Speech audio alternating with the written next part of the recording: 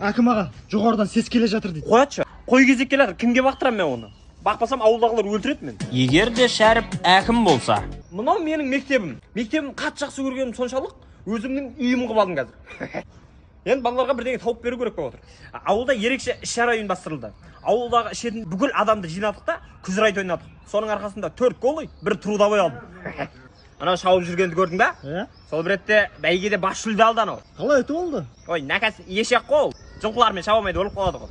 Біздің бюджет өзі ешекке жетіп тұр қазір. Ауылға футболный площадка салдырдық қой. Оны 20 жылдықта салдырып отыр ғой. Ой, наказ мен де мектеп бітіргеніме 20 жыл болған жоқ па? Класстастар болып өзім салдырдым. Зато отчетқа жауып жүремін да. Ей, ауылға свет орнатамыз деген документ хақты отчетқа. Міне, жайшамы? Ішім ауырып жатыр мен көз. Ауылдың жолдары осы. Шаң-шаң. Жастардың ойлайтыны аң, рыбалка ары бер.